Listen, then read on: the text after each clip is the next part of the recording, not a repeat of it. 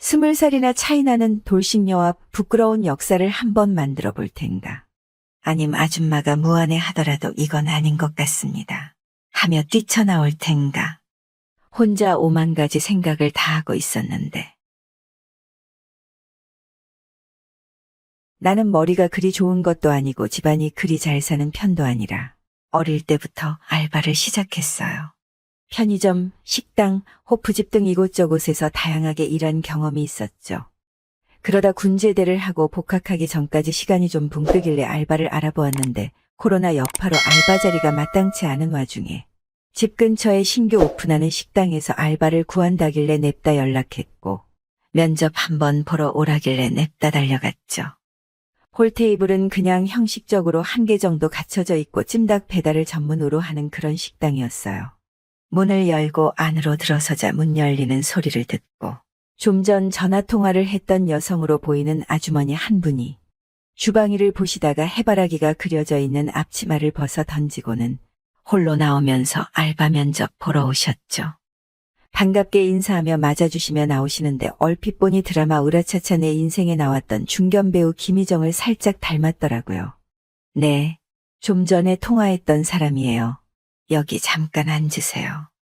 그녀는 내 얼굴을 한번 살펴보고는 곧장 시선이 내 아래에서 위로 쭉 한번 훑어보더니 전화 목소리는 완전 애기애기하더니 실제로 보니 키도 크고 참 듬직하게 생겼네요. 암튼 좋습니다. 그럼 식당 일은 이전에 해보셨나요? 네, 이전에도 비슷한 업종에서 일해본 경험이 있습니다. 그래요. 집은 어디세요? 네, 농협 바로 뒤쪽이에요. 여기 오는데 5분 정도 걸렸어요. 그럼 복학은 언제쯤 하죠? 한 6개월 정도 남았어요. 집도 가깝고 알바 경험도 많다면서. 나름 일머리도 있고 센스도 있는 편이라고 어필을 했더니 당장 내일부터 일하러 오라대요. 조건은 하루 12시간 근무. 오전 10시 가게에 도착해서 청소 간단히 하고 음식 주문 받기 위해 필요한 것들을 준비한다. 그리고 나는 홀에서 주문 받고 킥서비스 부르고 음식 나오면 음식 포장해서 배달기사님께 전달하는 게 주 업무이고 사장님은 주문이 들어오는 대로 주방에서 음식을 만들었다. 그리고 보통 2에서 5시 사이 한가한 시간에 식재료를 다듬거나 저녁 장사 준비를 해야 하고 상황에 따라 다르지만 약 1에서 2시간 소요되고 남은 시간은 휴식 시간이었다. 그리고 가게 마감은 사용한 조리기구들 정리 및 청소 음식물, 쓰레기 분리수거, 바닥 청소, 문 단속으로 이어지는 게 하루 일과였다. 식당의 직원이라곤 사장과 알바생뿐이었으니 일 시작한 진 일주일 만에 말을 놓고 편하게 대하는 사이가 되었습니다. 사장님 남편은 왜 가게에 한 번도 안 와요? 나 남편 없는데. 아, 결혼 안 하셨어요. 저번에 초등학교 다니는 애가 있다고 들어서. 하긴 전혀 유부녀 같지 않아 보였는데 제가 실수를 했네요. 장난 그만 쳐. 실수는 무슨. 나 돌싱이야. 이혼녀. 아, 네, 돌싱이구나. 정태 총각은 만나는 여자친구 없어. 저요, 여자친구는 없는데 파트너는 있는데요. 파트너, 그게 뭔데? 애인 아닌 애인 같은 애매모호한 사이, 그런 게 있어요. 정태 총각 그렇게 안 봤는데 보기보다 능력남이네. 정확히는 뭔지는 몰라도 대충은 감이 오는데. 뭐 비밀 연애 그런 거지. 네, 맞아요. 그냥 시간 날 때 가끔 보는 이성 친구요. 하, 젊으니깐 그런 것도 하고 참 부럽네. 사람 만나고 다니는데 나이가 무슨 상관이에요. 더군다나 사장님 아직 40대 초반이시잖아요. 한창이에요. 그러지 마시고 사장님도 한번 만들어 보세요. 글쎄, 난 이혼한 지도 얼마 안 되었고 요즘 가게 매출이 너무 떨어져서 다른 쪽으로 신경 쓸 여유가 없네. 암튼 정태 총각이랑 얘기하다 보면 시간 가는 줄 모르겠다니깐. 그렇게 두 사람 사이에는 어느 정도 공감대가 생기기 시작했고 부쩍 대화가 많아졌습니다. 사장님 나이는 43살이었고 결혼 전제로 1년간을 동거해서 10년을 함께 살았다죠. 전 남편과는 13년 전 경기도 성남 소재의 회사에서 만나 교제하다 2년 연애 끝에 결혼까지 하고 사장님은 전업주부로 전 남편은 지금까지도 그 회사에 재직 중이랍니다. 그렇게 뜨겁게 사랑하는 시기는 지났고 그렇다고 정만으로 사는 것도 아니고 평범한 부부들처럼 주말에 가족여행도 다니고 마트장도 보러 함께 다니고 외식도 하고 가끔 연극이며 뮤지컬을 보러 다니며 소소하게 지내왔답니다. 근데 너무나도 평범하고 소소해서였을까요? 언제부턴가 남편이 핸드폰을 자꾸 감추고 누군가와 몰래 카톡을 주고 받더랍니다. 그리고 몇 달 전부터 부쩍 야근이 많아졌고 주말 출근도 하고 심지어 회사에 일이 많다며 늦게까지 일하고 회사 숙소에서 잔다며 외박까지 했다네요. 알고 보니 동갑내기 회사 여직원과 바람이 난 거였어요. 그 여직원은 돌싱이었는데 유부남인 걸 알면서 만난 거였고요. 근데 막상 이혼을 하고 나니 앞날이 막막하더랍니다.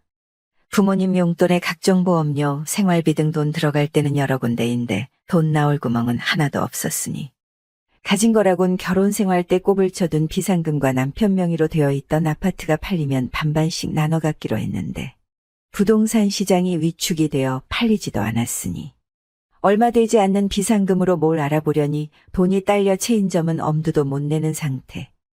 하는 수 없이 아는 지인이 하던 찜닭집을 권리금 1,000만 원 주고 인수받아 넉 달째 운영 중이었는데 첫 달 매출을 최고로 찍고 계속해서 내려가고 있었으니 인건비랑 재료비 내고 나면 남는 게 없다며 매일같이 내 앞에서 하소연을 합니다.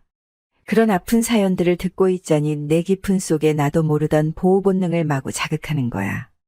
한 2개월 정도 일하니까 농담 따먹게 하면서 지나가면 옆구리 콕콕 찌르며 장난도 치고 그쯤 되니까 일 끝나고 집도 바래다 주고 술도 마시러 다녔죠. 한 번은 새벽까지 얘기를 들어주기도 하고 조언도 해주고 급기야 둘이 새벽까지 함께 있으며 술을 마시게 된 거죠. 남녀가 새벽까지 단둘이 있으면서 술을 마셨다. 말 다 한 거지. 정태야, 우리 집 가서 한 잔 더 할래? 그럴까요? 제가 편의점 가서 캔맥주 사올게요. 좋지. 애 키우는 이야기, 양육비 이야기, 찜닭조리법, 소스 등등 대화가 잘 되니 줄줄 쏟아내는데 갑자기 잠이 온다는 거야. 한 캔씩만 하자던 맥주였는데 맥주 빈깡이 잔뜩 쌓일 정도로 시간이 지났더라고요. 그리고는 아줌마가 오늘 너무 늦었으니까 여기서 자고 가. 그러는 겁니다.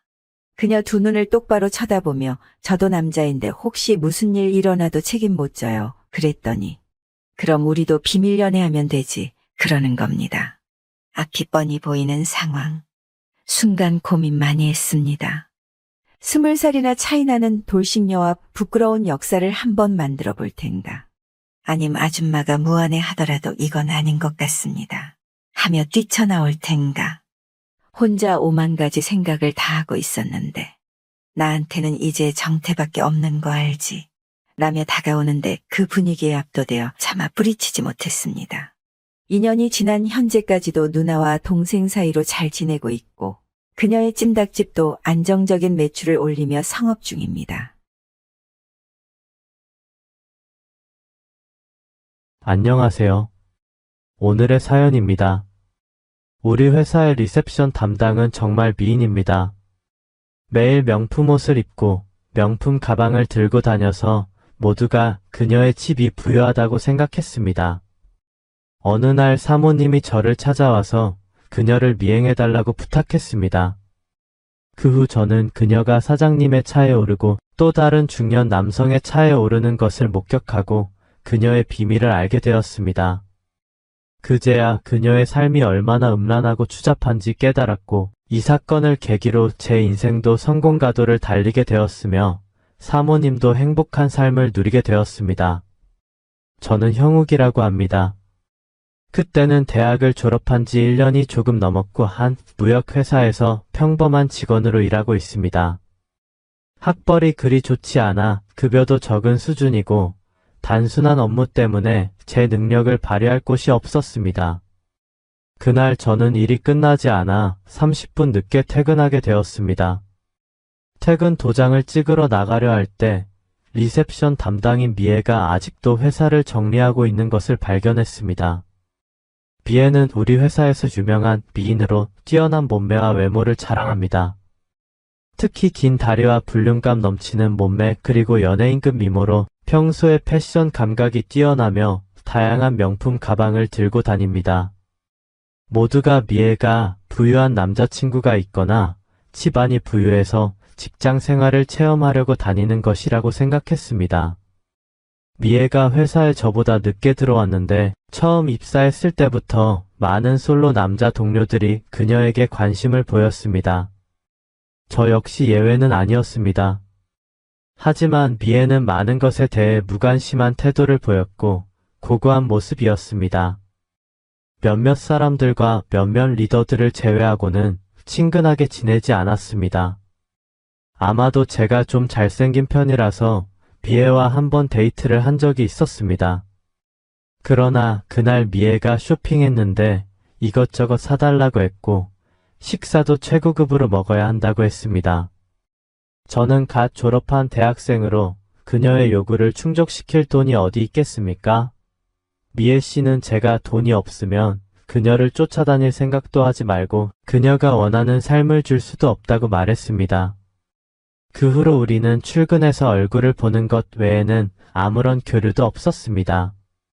오늘 미애 씨는 무릎 위까지 올라오는 스타킹을 신고 출근했는데 그로 인해 그녀의 다리가 더 길어 보였고 상의는 매우 도발적이었습니다. 저는 그만 두 눈을 뗄 수 없었는데 그녀가 그것을 알아차리고는 경멸하는 표정으로 말했습니다. 뭘 봐요? 미인을 본 적이 없나요? 저는 화를 내고 싶었지만 아무 말도 할 수 없었습니다. 그저 그녀의 비웃음을 무시할 수밖에 없었습니다. 그때 사모님이 제 뒤에서 다가오셨고 아마도 우리의 대화를 들으셨는지 미애 씨에게 말씀하셨습니다. 미애 씨 이미지에 신경 좀 쓰세요.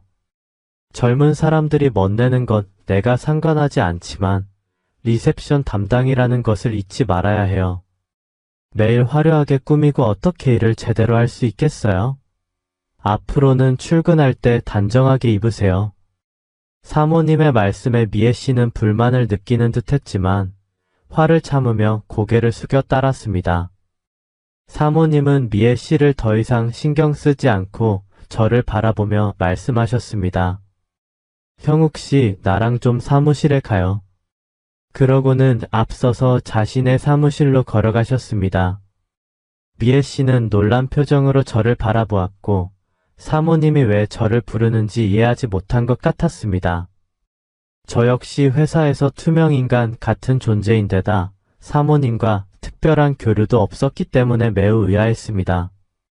하지만 사모님의 말씀에 따라야 했기에 뒤따라갔습니다. 사모님의 이름은 서지우로 비록 30대 중반이지만 몸매와 피부를 잘 관리해서 실제 나이보다 훨씬 어려 보였습니다. 저는 뒤에서 사모님의 우아한 자태를 보면서 그녀가 미애 씨가 가질 수 없는 성숙한 매력을 가지고 있다고 생각했습니다. 사무실로 들어가자 서지우 사모님께서 문을 닫으라고 하셨습니다. 저는 소파에 앉았고 약간 긴장된 상태로 앉아 있었습니다. 마음속으로는 제 업무 성과에 문제가 있어서 사모님께서 저를 꾸짖으실까 걱정되었습니다. 사모님께서는 제가 긴장한 것을 알아채시고 웃으면서 말씀하셨습니다. 큰일 아니니까 걱정하지 마세요. 그냥 당신에게 부탁할 일이 좀 있어요. 그 말을 듣고 저는 안도했습니다. 사모님, 무슨 일이든 말씀만 하시면 최선을 다해 해내겠습니다. 사모님은 제 모습을 보시고 더 밝게 웃으며 말씀하셨습니다. 사적으로는 사모님이라고 부를 필요 없어요. 괜찮다면 지우 누나라고 불러주세요. 저는 약간 망설이며 지우 누나라고 불렀고 사모님은 고개를 끄덕이며 계속 말씀하셨습니다. 당신이 미애 씨를 좋아하고 그녀를 쫓아다녔다고 들었어요. 갑작스러운 이야기에 저는 약간 당황하고 실망한 표정을 지으며 말했습니다. 그건 예전 이야기입니다. 게다가 미애 씨 같은 미인은 저 같은 가난한 사람을 좋아할 리가 없잖아요. 서지우 사모님은 냉소적으로 웃으며 말씀하셨습니다.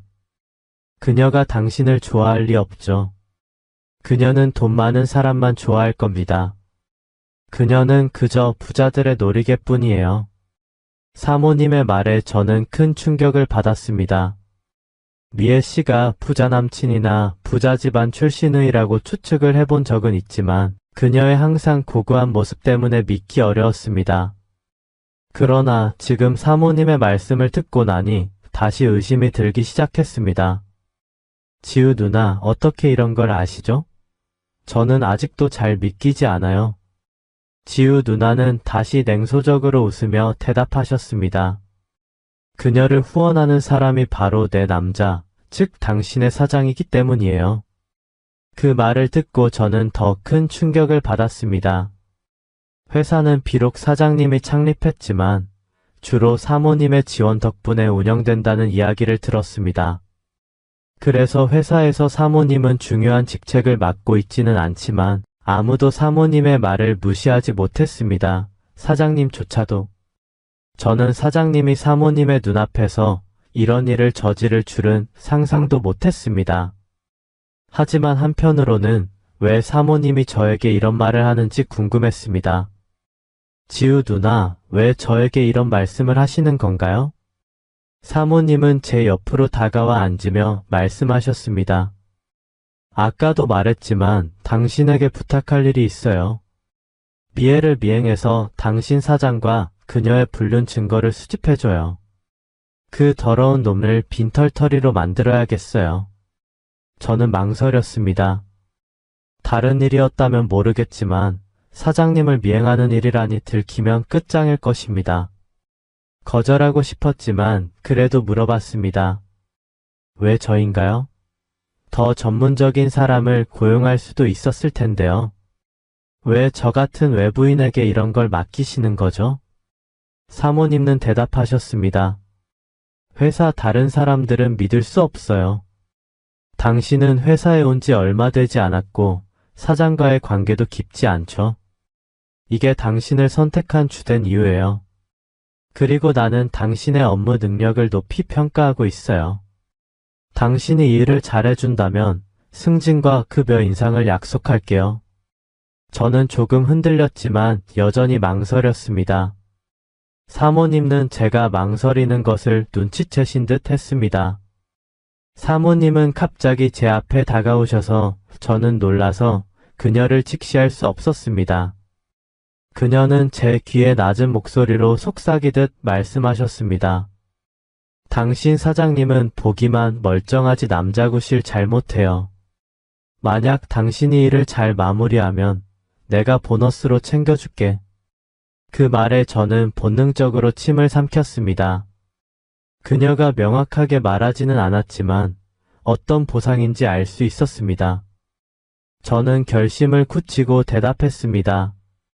좋아요, 하겠습니다. 사모님은 미소를 지으시며 제게 연락처를 물으셨고 제게 500만 원을 송금해 주셨습니다. 이건 활동 경비예요. 돈이 없으면 어떤 일들은 할 수 없으니까요. 참, 운전할 줄 아나요? 네, 할 줄 압니다. 이건 차 키예요. 이 차를 쓰세요. 그렇지 않으면 미행할 때 불편할 거예요. 진전이 있으면 꼭 알려주세요. 차 키를 바라보며 저는 방금 내린 결정이 옳았다고 느꼈습니다. 다음 날 저는 회사에서 미애 씨와 함께 퇴근하기를 기다렸습니다. 그녀가 지하철을 타면 저도 지하철을 탔습니다.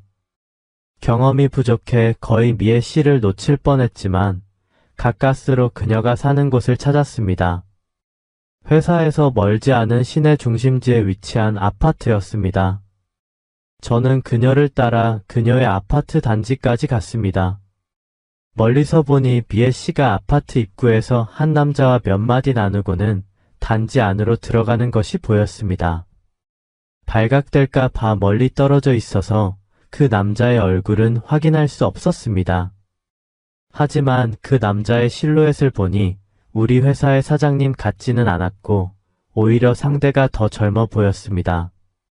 저는 그녀를 따라 건물 안으로 들어가고 싶었지만 출입카드가 없어 문 밖에서 막혔습니다. 이 아파트 단지는 출입 관리가 매우 철저했습니다. 보안 요원에게 발각될까 봐 저는 입구 옆에 숨어 있었습니다.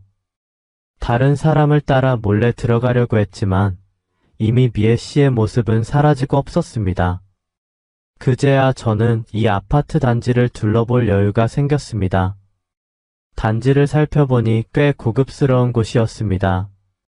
인터넷으로 이 아파트 단지의 정보를 찾아보니 이곳의 집값이 평당 4천만 원 이상이라는 것을 알게 되었습니다. 미애 씨가 이곳에서 임대를 했을 가능성도 있지만 합리적으로 생각해도 그녀의 급여로는 이곳에 살 수 없을 것입니다. 그녀의 평소 옷차림을 보아도 그녀의 급여로는 생활하기 어려워 보였습니다. 이날의 미행 결과를 사모님에게 보고 드렸습니다. 사모님은 예상했다는 듯이 저에게 1,000만 원을 추가로 송금하며 저도 이 아파트 단지에 입주하라고 말씀하셨습니다. 저는 거절하지 않았습니다. 사모님이 이렇게 후하게 주실 줄은 몰랐습니다. 아직 유의미한 정보를 얻지도 않았는데 이미 1,500만 원을 받았습니다. 이는 몇 달치 월급에 해당하는 큰 금액이었습니다. 돈이 생겼으니 저는 바로 아파트 단지 근처의 부동산 중개소로 갔습니다. 그곳에서 이 아파트 단지에 단기 임대할 수 있는 집이 있는지 물어봤습니다. 중개인은 이 단지 대부분의 집은 주인들이 직접 살고 있어서 단기 임대가 드물다고 했습니다. 현재는 2곳만 단기 임대 중이라며 하나는 큰 평형으로 월세가 300만 원 이상이고 다른 하나는 작은 평형으로 월세가 150만 원이라고 했습니다.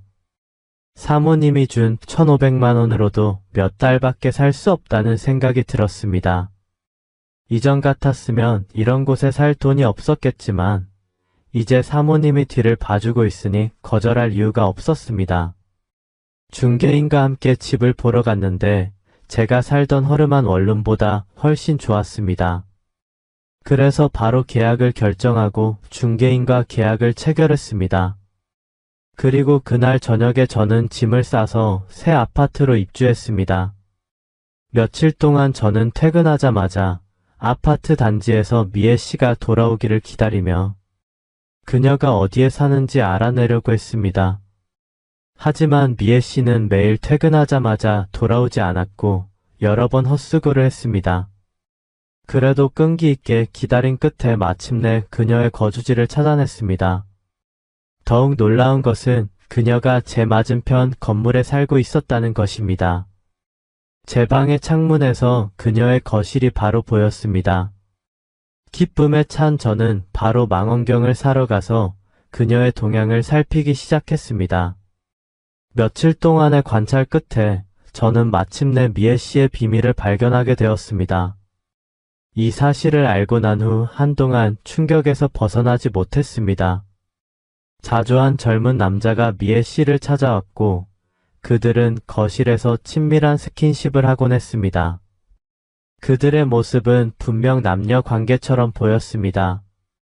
회사에서 미애 씨는 항상 자신을 싱글이라고 했기 때문에 많은 동료들이 그녀를 쫓아다녔습니다. 하지만 그 싱글이라는 말이 거짓이었다는 사실을 알게 되었습니다. 그러나 이는 중요하지 않았습니다. 가장 중요한 것은 제가 그녀를 미행할 때 가끔 다른 남자들이 차로 그녀를 데리러 온다는 것을 발견한 것이었습니다. 그 남자들은 그녀의 남자친구가 아니었고 제가 본 적 없는 낯선 사람들이었습니다. 어떤 남자들은 중년이었고 어떤 남자들은 좀 더 젊었습니다. 저는 그들을 따라가 보았고 그들이 호텔로 들어가는 것을 목격했습니다. 이 사실은 저를 큰 충격에 빠뜨렸습니다. 미애 씨의 생활은 제 예상보다 훨씬 더 복잡하고 음란한 것이었습니다. 그녀는 최소한 4-5명의 남자들과 부적절한 관계를 맺고 있었습니다. 저는 증거로 몇 장의 사진을 몰래 찍었고 이 사실을 사모님에게 보고 드렸습니다. 그리고 이 기간 동안 사장님과의 관계는 발견하지 못했다고 말씀드렸습니다. 저는 사모님이 사장님을 오해하고 있는 것은 아닌지 의심이 들었습니다. 미애 씨가 누군가에게 후원을 받는 것은 사실이지만 반드시 사장님은 아닐 수도 있었습니다. 사모님은 저에게 좀 더 관찰해보라고 하시며 여전히 아무런 증거가 없다면 다른 상황을 고려해보겠다고 하셨습니다. 저는 돈을 받은 이상 일을 계속하기로 했습니다. 그날 주말 미애 씨가 외출하는 것을 보고 저는 따라 나섰습니다. 그녀가 아파트 단지를 나가는 순간을 기다렸습니다. 그러나 미애 씨는 갑자기 뭔가를 잊은 듯 아파트로 다시 돌아왔고 저는 피할 곳이 없어 그녀와 맞닥뜨렸습니다. 여기서 뭐 하고 있어요? 미애 씨는 저를 보고 매우 놀랐습니다. 저는 순간 당황하여 뭐라고 대답할지 몰랐습니다. 결국 제가 먼저 그녀를 미행하고 있었으니 급한 나머지 저는 일부러 태연한 척하며 말했습니다. 왜 여기 있으면 안 돼요? 내가 묻고 싶은 건 당신이 왜 여기 있는지예요. 나는 여기 살기 때문에 여기 있는 거예요. 미애 씨는 말하고 나서 무언가를 떠올린 듯 했습니다. 갑자기 미애 씨의 얼굴이 변하며 화를 내기 시작했습니다. 당신 저를 미행하고 있죠. 저는 순간 깜짝 놀라서 제가 한 일이 들통난 줄 알았습니다. 그러나 미애 씨가 계속해서 말하는 것을 듣고 단순한 오해임을 알게 되었습니다. 저를 쫓아다니려고 여기까지 미행하다니 정말 변태 같네요. 저는 안심하면서도 오해를 받았지만 차라리 진실이 드러나는 것보다는 나았습니다. 미애 씨의 비밀과 그녀의 행실을 생각하며 제가 과거에 그녀를 좋아했다는 사실이 참 어리석게 느껴졌습니다. 너무 많이 생각하는 거예요. 이제 저는 당신한테 관심 없어요. 저도 여기 사는 거라고요. 미애 씨는 저를 믿지 않는 표정으로 말했습니다. 당신 월급으로 여기에 산다고요? 당신 월급으로는 방세도 못 낼 텐데요. 저는 냉소적으로 웃으며 대답했습니다. 제 월급이 당신보다 더 많아요. 당신이 살 수 있으면 저도 살 수 있어요. 제가 당신보다 돈이 더 많다고요. 미애 씨는 계속해서 의심했지만 저는 비웃으며 말했습니다. 당신이 어디서 돈을 구했든 남에게 후원받았든 큰돈 가진 사람을 만났든 상관없어요. 당신 같은 여자가 무슨 우월감을 느낄 자격이 있나요? 미애 씨는 제가 이렇게 말할 줄 몰랐는지 얼굴이 빨개지며 화를 냈습니다. 저는 그녀와 더 이상 얽히고 싶지 않아 무시하고 자리를 뜨려 했습니다. 그런데 미애 씨가 제 옷을 잡아당기며 소리쳤습니다. 도망가려 하지 마세요. 당신은 변태야. 저한테 무슨 짓을 하려는 거예요? 보안 요원을 불러서 당신을 잡아야겠어요. 저는 화가 나면서도 약간 두려웠습니다. 그래서 말했습니다. 놓으세요. 저한테 이렇게 무례하게 굴지 마세요. 그러고는 그녀의 손을 세게 뿌리쳤습니다. 예상보다 힘을 많이 썼는지 미애 씨는 균형을 잃고 땅에 넘어졌습니다. 저는 당연히 미애 씨를 다치게 할 생각은 없었습니다. 그녀를 일으켜 세워주려 다가가던 중 갑자기 누군가에게 발로 차여 바닥에 넘어졌습니다. 저를 찬 사람은 다름 아닌 사장님이었습니다. 그동안 사장님을 조사했지만 마주친 적이 없었는데 오늘 갑자기 나타난 것이었습니다. 이 녀석 감히 내 여자를 건드리다니 죽고 싶어? 사장님은 악랄하게 말하며 다가와 다시 한번 저를 발로 찼습니다. 그때 미애 씨가 급히 일어나 사장님을 막아섰습니다. 그녀는 상황이 커지는 것을 두려워하며 말했습니다. 그만하세요. 그는 그냥 변태예요. 가난뱅이일 뿐이에요. 우리가 피해요.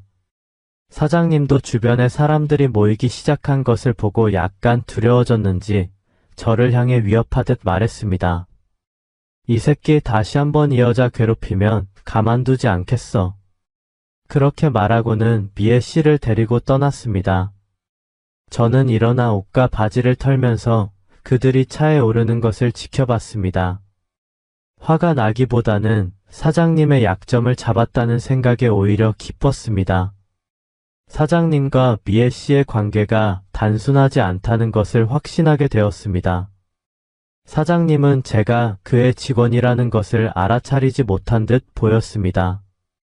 어차피 회사에서도 사장님과 마주칠 일이 거의 없었기 때문입니다. 미애 씨가 사장님에게 어떤 말을 할지는 모르겠지만 저는 방금 있었던 일을 사모님께 문자로 보고 드렸습니다. 사모님은 잘했다고 칭찬하시며 잠시 후에 저를 찾아오겠다고 하셨습니다. 1시간 후 서지우 사모님께서 제 거처로 찾아오셨습니다. 그녀는 들어오자마자 걱정스러운 표정으로 물었습니다. 다친 데는 없지요? 그 자식이 미애 씨 때문에 당신에게 손을 대다니 제 생각이 틀리지 않았어요. 그들이 분명 뭔가 있는 거예요. 괜찮습니다.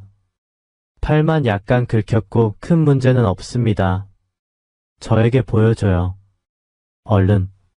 사모님이 그렇게 강하게 말씀하시니 어쩔 수 없이 팔을 보여드렸습니다.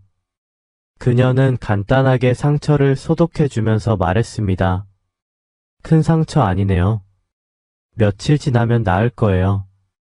그런데 당신 운동 많이 하나 보네요. 근육이 장난 아니에요.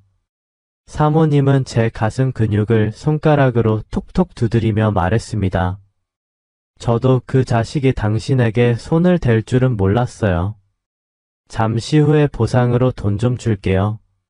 사모님이 가까이 다가오자 그녀의 향기가 코끝을 스쳤고 저는 갑작스럽게 용기와 충동이 생겨 그녀의 손을 잡았습니다. 사모님 보상은 필요 없어요. 대신 저에게 저번에 말한 보너스를 주시면 어떨까요? 사모님은 약간 부끄러워하면서도 웃으며 말했습니다. 장난꾸러기. 당신이 요즘 그렇게 고생했으니 당신의 소원을 들어줄게요. 사모님이 제 제안을 받아들이자 저는 기쁨을 감출 수 없었습니다. 저는 바로 그녀의 입술에 키스를 시도했습니다. 사모님의 입술은 부드럽고 혀는 매우 현란했습니다. 저는 불타오르는 마음으로 그녀를 소파에 눕히자마자 그녀의 옷을 벗기고 아름다운 몸매에 탐닉했습니다. 우리는 서로 상처받은 마음을 위로하는 뜨거운 사랑을 나눴습니다. 한동안의 시간이 흐른 후 사모님은 지난 몇 년간의 고충을 털어놓으셨습니다. 그녀는 처음에 사장님이 아무것도 없을 때 그의 달콤한 말에 속아 결혼했다고 했습니다. 그녀의 가족이 돈을 대고 인맥을 통해 회사를 세우고 사장님의 사업을 도왔지만 사장님은 성공한 후부터 그녀를 멀리하기 시작했다고 합니다. 사모님은 이미 사장님이 외부에 다른 여자가 있다는 사실을 알고 있었습니다. 사모님은 사장님이 항상 조심해서 증거를 찾기 어렵다고 하셨습니다.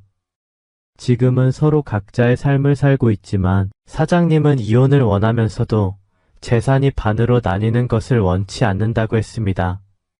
사모님은 사장을 빈털터리로 만들고 싶어 했습니다. 저는 사모님의 상황에 매우 동정심을 느꼈습니다. 이렇게 현명한 아내가 있음에도 불구하고 바람을 피우는 사장이 정말 한심하게 느껴졌습니다. 저는 사모님을 도와야겠다는 결심이 더 확고해졌습니다. 사모님은 아쉬운 마음을 뒤로하고 떠나기 전에 저에게 몇 가지 당부를 했습니다. 사장님과 미애 씨의 관계를 알아냈지만 아직 확실한 증거가 부족하니 계속해서 미애 씨를 미행해달라는 것이었습니다. 저는 흔쾌히 수락하고 더욱 노력해서 증거를 모으기로 했습니다. 월요일 출근했을 때 사모님이 메시지를 보내주셨습니다. 사장님이 저를 해고하려 했지만 사모님이 이를 막아주셨다는 내용이었습니다. 미애 씨가 사장님에게 제 정체를 폭로했음을 알 수 있었습니다. 그러나 미애 씨는 제 뒤에 사모님이 있다는 사실을 알지 못했을 것입니다. 사모님의 권한이 회사 내에서 더 크기 때문입니다. 퇴근 시간에 저는 미애 씨를 마주쳤습니다. 그녀는 제가 해고되지 않은 것을 보고 매우 놀란 표정으로 물었습니다. 당신이 아직 회사에 있네요. 당신 해고된 줄 알았는데 누가 나를 해고했다고 했어요? 나는 해고되지 않았어요. 저는 냉소적으로 대답했습니다. 사장님이 직접 해고한다고 말했어요. 미애 씨는 당황한 듯 주위를 둘러보며 말을 이었습니다. 그렇다고 내가 당신이 말한 것에 겁을 먹을 것 같나요? 저는 비웃으며 말했습니다. 당신이 사모님과 무슨 관계인지 알아냈어요. 사모님이 너를 보호해주고 있군요. 그날 사모님이 너를 갑자기 찾았던 이유도 이제 알겠어요. 너도 별로 다를 바 없는 사람이군. 저는 미애 씨의 말을 듣고 미소를 지으며 대답했습니다. 당신이 사장님과 부적절한 관계를 맺고 있으면서 나를 비난할 자격이 있나요? 사모님이 내 뒤에 있는 것이 그렇게 놀라운 일인가요? 나는 당신이 단순한 사람인 줄 알았는데 결국 당신도 그렇지 않군요. 저는 그녀의 말을 무시하며 더 이상 대화를 이어가지 않았습니다. 미애 씨의 충격과 경멸이 느껴졌지만 저는 사모님을 도와 사장의 부정한 행위를 밝혀내겠다는 결심을 굳게 다졌습니다. 미애 씨는 냉소적인 웃음을 지으며 말했습니다. 저는 그녀를 경멸하며 웃으며 대꾸했습니다. 저는 당신처럼 많은 남자들과 얽히지 않아요. 당신은 몇 명이나 되는지 셀 수나 있나요? 당신이 뭔 상관이에요? 미애 씨가 조금 더 가까이 다가오며 말했습니다. 서로 신경 쓰지 말죠. 너가 나를 들추지 않으면 나도 너를 건드리지 않을게. 저는 미애 씨가 저와 사모님 사이의 특별한 관계를 눈치챘지만 사모님과 제가 사장을 겨냥하고 있다는 사실은 모른다고 생각했습니다. 미애 씨가 모르는 한 저는 굳이 설명할 필요가 없었습니다. 미애 씨는 제 존재를 알게 된 후 자신의 행동을 더욱 조심하고 있었습니다. 그래서 그녀를 미행하는 것이 점점 더 어려워졌습니다. 그녀의 남자친구가 찾아오는 것 외에는 다른 남자들과의 접촉을 거의 포착할 수 없었습니다. 하지만 저는 그녀가 다른 남자들과의 관계를 끊지 않았을 것이라고 확신했습니다. 단지 더 은밀하게 행동하고 있을 뿐이었습니다. 어느 날 미애 씨와 그녀의 남자친구가 외출하는 것을 보고 저는 뒤따랐습니다. 그들은 먼저 차를 보러 갔고 이후 다양한 물건을 사러 다녔습니다. 그들이 식당에서 식사할 때 저는 몰래 그들의 대화를 엿들었습니다. 미애 씨가 번 돈으로 이 남자한테 쓰고 있다는 사실을 알게 되었습니다. 그녀의 남자친구는 미애 씨의 행동을 알고도 개의치 않는 듯 보였습니다. 저는 그들의 관계가 참으로 복잡하고 놀라웠습니다. 이날의 발견을 사모님에게 보고드리며 최근 미애 씨를 미행하는 데 어려움이 있다는 것도 말씀드렸습니다. 미애 씨가 너무 신중해져서 24시간 감시하는 것이 불가능하다고 말했습니다. 사모님은 사장님이 외출할 때 저에게 알려주시겠다고 하셨습니다. 이는 제가 항상 미애 씨를 쫓지 않아도 되어 좋은 방법이라고 생각했습니다. 며칠 후 사모님께서 사장님이 외출했다고 알려주셨습니다. 사장님이 미애 씨를 만나러 가는 것 같으니 주에 깊게 미행하라고 하셨습니다.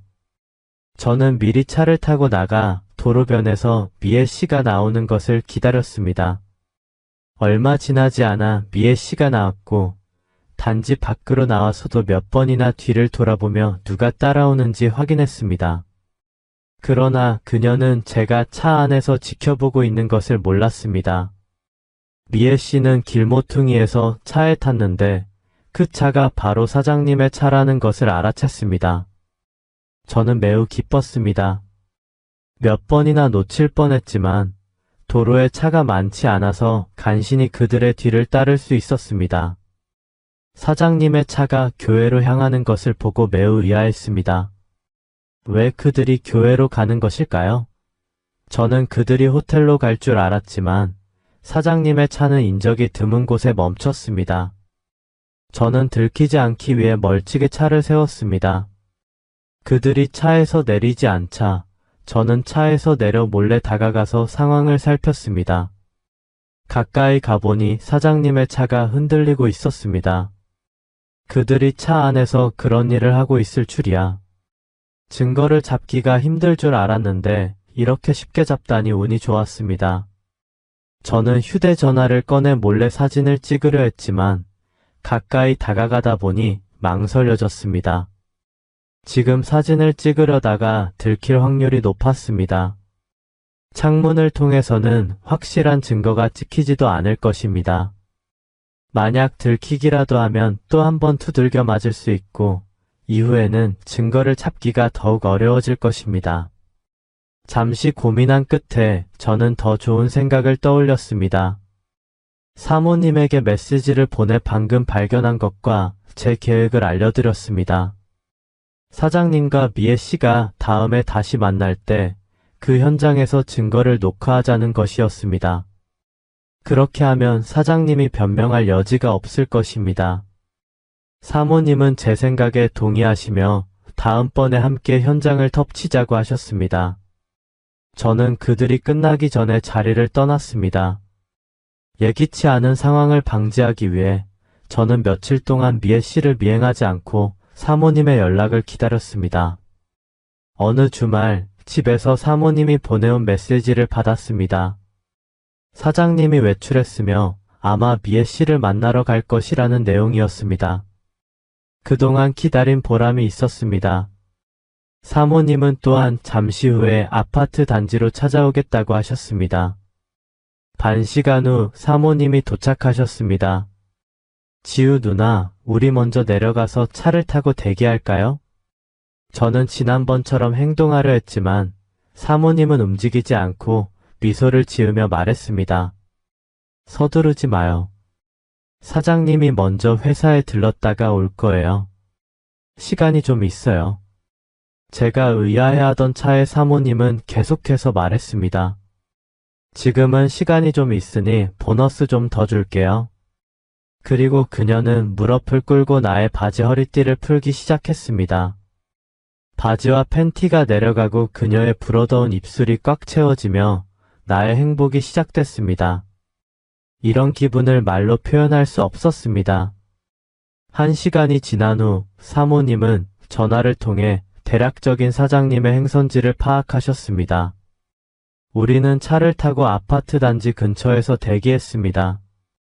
역시나 미애 씨는 사장님의 차에 올라탔고 그들의 주행 방향은 지난번과 같았습니다. 저는 익숙한 길을 따라 그들의 차를 추적했습니다. 그들은 지난번과 같은 장소에 차를 멈췄습니다. 지금 갈까요? 저는 조급하게 물었습니다. 사모님은 고개를 저으며 말했습니다. 서두르지 마요. 조금만 더 기다려요. 저는 사장님이 너무 빨리 끝낼까봐 걱정되어 불안했습니다. 대략 5분 후 뒤쪽에서 몇 대의 차가 더 오는 것을 보았습니다. 사모님이 부른 사람들이었습니다. 사모님은 만일의 사태를 대비하기 위해 사람들을 부른 것이었습니다.